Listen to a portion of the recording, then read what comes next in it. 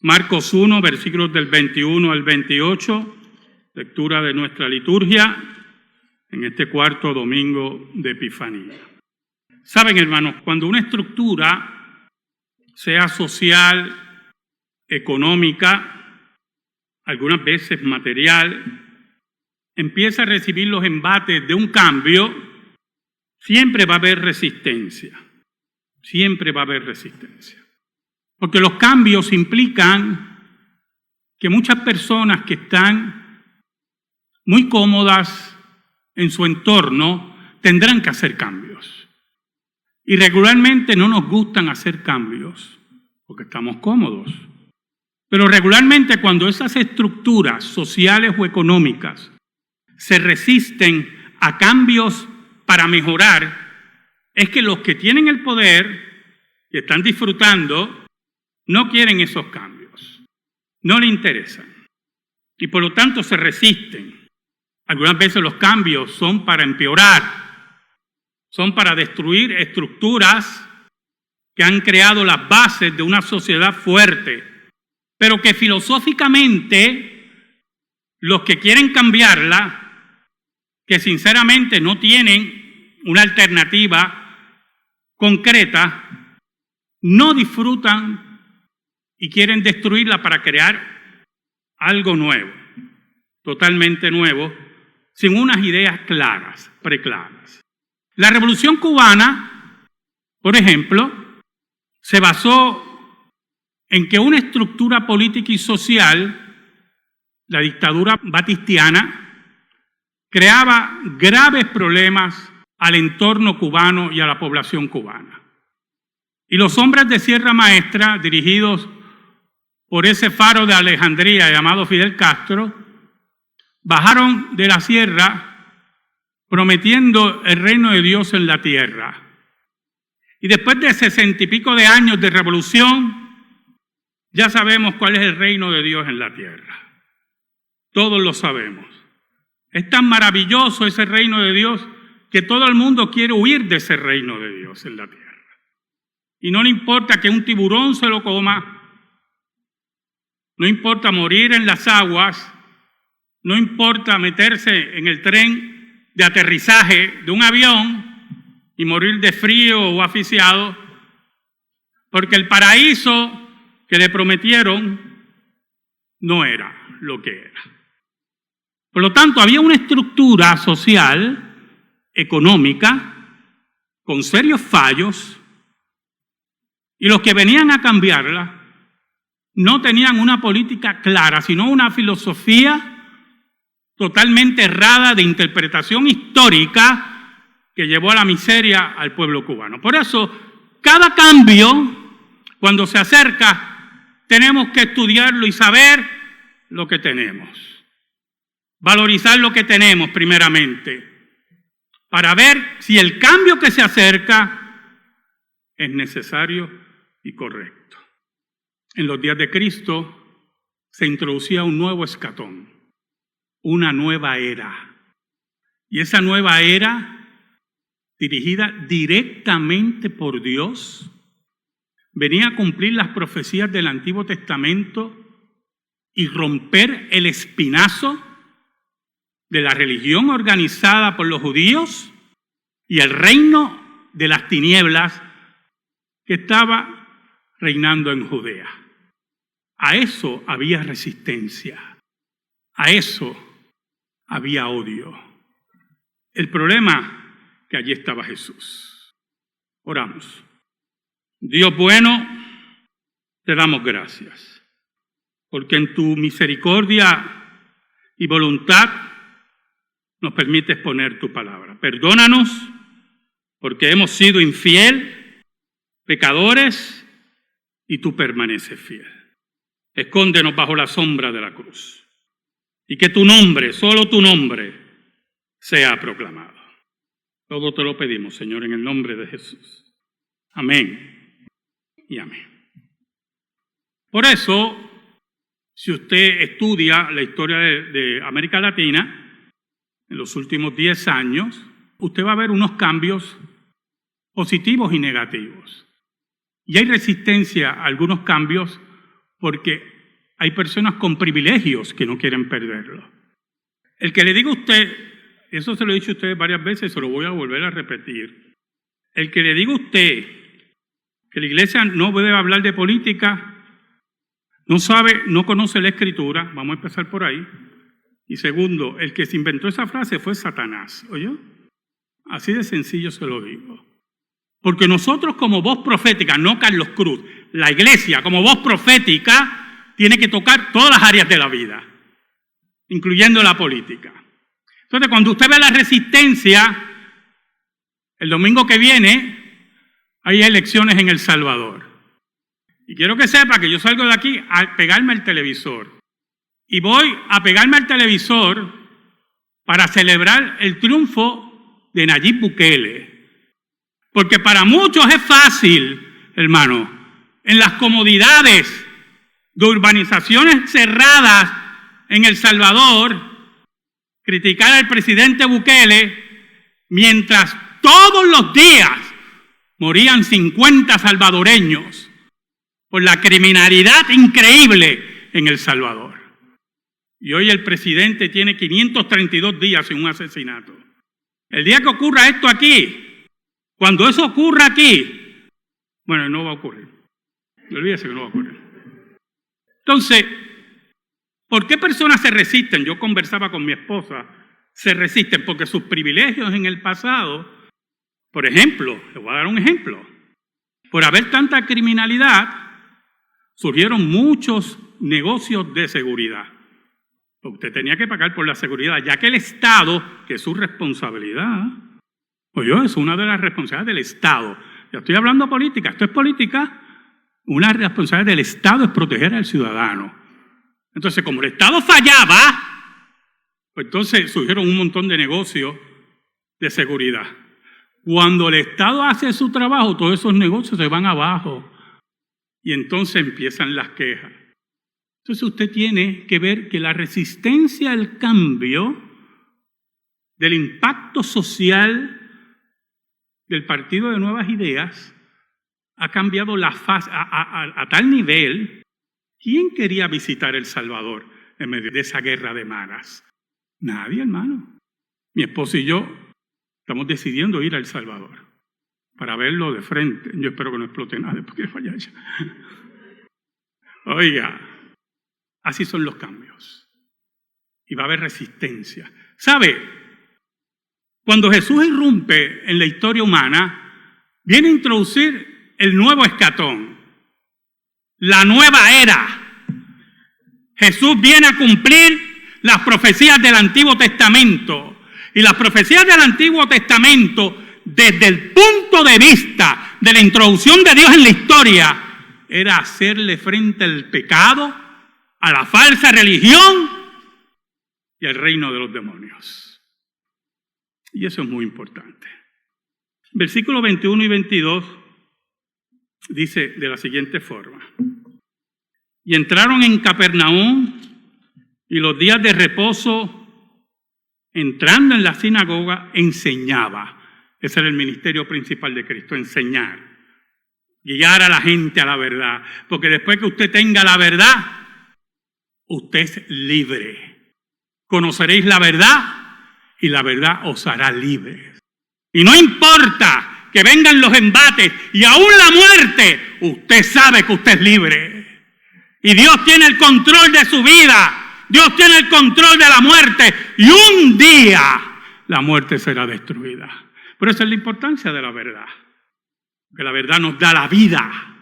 La verdadera vida. Oiga, el versículo 22 es muy interesante. Y dice, y se admiraban de su doctrina porque les enseñaba como quien tiene autoridad y no como los escribas. Los escribas enseñaban según su beneficio. Y podían encontrar una verdad en la Escritura y dijeron, no, pero no digas eso porque eso nos va a afectar a nosotros. Y venían con su lenguaje leguleyo, y puede ser esto y puede ser lo otro. Después que todo eso mantenga nuestras posiciones frente a Roma y nuestros beneficios y privilegios, no toques eso mucho. Jesús enseñaba con autoridad. Esto es lo que hay, decía Jesús. Esta es la verdad. El problema de la enseñanza de la verdad es que trae la libertad y también despierta nuestras mentes y crea hambre buscando más verdad. Cuando yo descubrí estas grandes verdades de la Reforma Protestante, sembró en mí un hambre tremenda y yo quería seguir sabiendo y aprendiendo porque había encontrado la libertad. Cuando yo entendí la justificación por la fe, eso voló mi cabeza y entendí el amor de Dios. Entendí la libertad. Oiga, y esos hombres y mujeres que estaban allí estaban recibiendo la verdad y se regocijaban y la admiraban y decían: caramba, sigue enseñándonos, aliméntanos. Y no venían con el discurso fofo de los escribas, de los fariseos, de los saduceos, sino el discurso viril, único, de la verdad en la persona de Cristo Jesús. Aquel que le he dicho muchas veces, como dijo Pilato: he aquí el hombre. Cristo, el centro, el hombre. Oiga, pero había un problema en el versículo 23. Y ese es el problema cuando se enseña la verdad. Es interesante porque de quien vamos a hablar asistía a la sinagoga y no creaba problemas de ninguna clase hasta que llegó Jesús.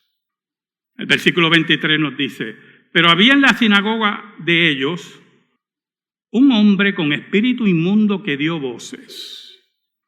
Un hombre que asistía a la sinagoga, que estaba tranquilo, nada se le alborotaba por dentro hasta que empezó a oír la verdad. ¿Sabe, hermano? Todos sabemos lo que es un aborto. ¿Sabe cómo se han adelantado lo que antes llamábamos los sonogramas? Eso es un adelanto increíble. Se ve el bebé completito. Ahora, si usted viera un aborto en un sonograma hoy, cuando el carnicero, que se llama médico, que dice ser médico, introduce para coger lo primero que encuentre, usted ve que el bebé echa para atrás, huyendo. ¿Oyó? Pero ¿qué pasa? Esa es una gran verdad. Y los abortistas y abortistas no quieren que tú veas eso, porque esa es la verdad. Y sus espíritus se revuelcan, sus demonios se revuelcan. ¿Oyó? Así es la verdad. Como un aborto en sonograma. Oiga, y los demonios que tenía este hombre, la enseñanza de los fariseos en la sinagoga no le afectaba. La enseñanza de los escribas, enseñen lo que dé la gana, yo estoy cómodo aquí. Porque sabían los demonios, escuche, que lo que se estaba enseñando mantenía en esclavitud espiritual al pueblo de Israel. Lo que Cristo decía de Israel, son como ovejas sin pastor. Pero el nuevo escatón había sido inaugurado, el fin de los tiempos se acercaba, el reino de los cielos estaba anunciado. Y a los demonios no les gustaba eso. ¿Sabe por qué? Eso es sencillo, porque sus días estaban contados. Y es importante que usted entienda que el cristianismo se introduce por Jesús para decirle al mundo que los días están contados. Oiga, y este hombre se alborota porque se da cuenta en los demonios que el nuevo escatón ha sido inaugurado. Los demonios son como los niños, ¿oyó? ¿En qué sentido? No son niños, son como los niños. Cuando un niño hace algo malo, se esconde.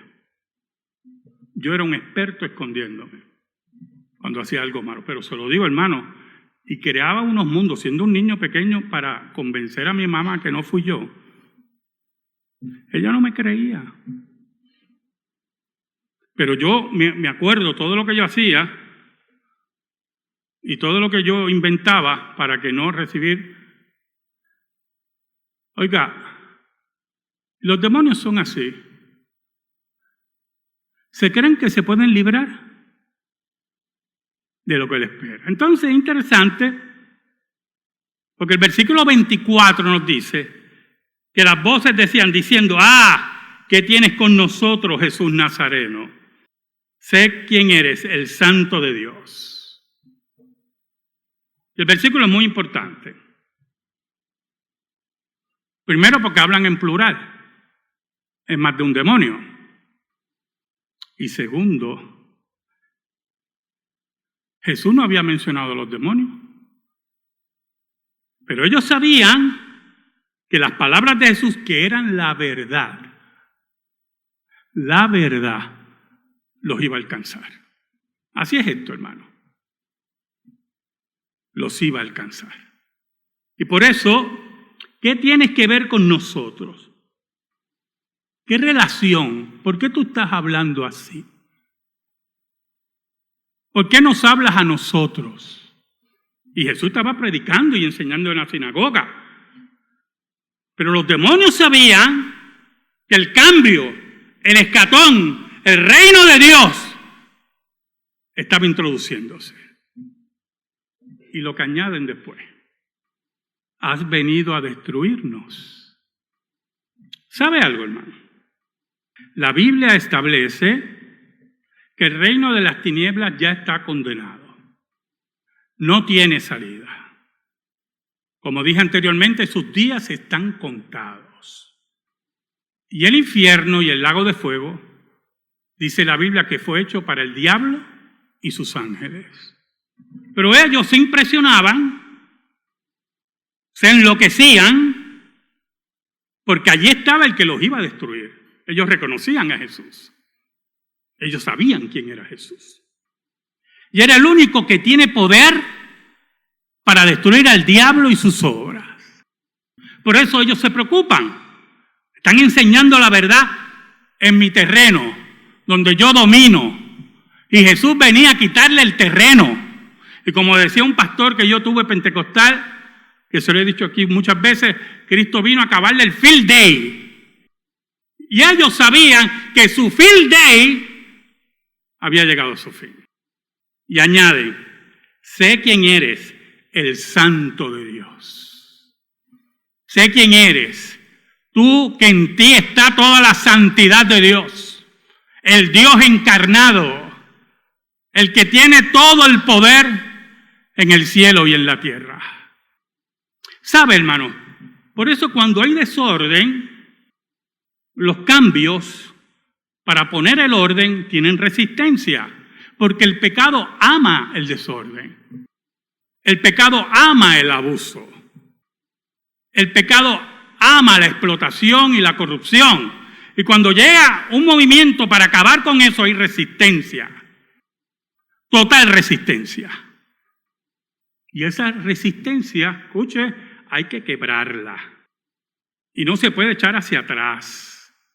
Hay que seguir hacia adelante. Pero había un problema. Y esto es muy importante. Los tiempos de Dios los establece Dios. Eso es lo primero. La revelación de Cristo como el Mesías la establece Cristo. No la establece usted, y mucho menos un demonio.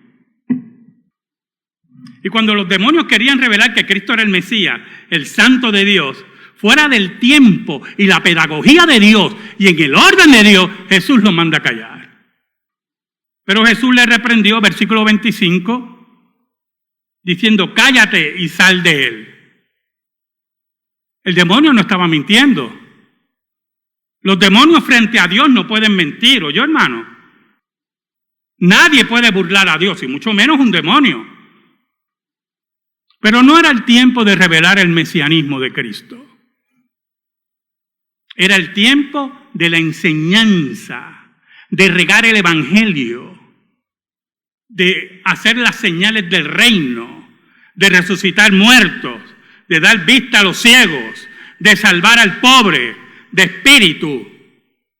de traer paz al alma del hombre y la mujer. No era el tiempo de la confrontación barata.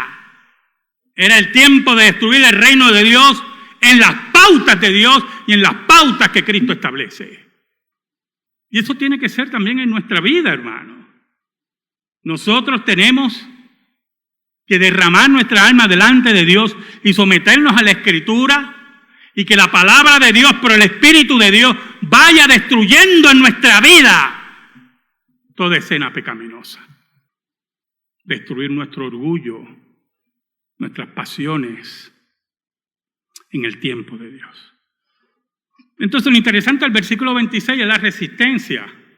Oye, hermano, ¿sabe? Yo estaba viendo, los argentinos tienen un nombre para eso, ¿verdad? Nosotros le llamamos aquí vividores. La marcha que hicieron contra el presidente Milei.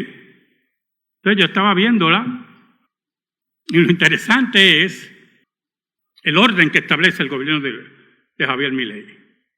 Y no, también ustedes pueden protestar ahí y ahí. Esa calle tiene que estar limpia para que la gente vaya a trabajar.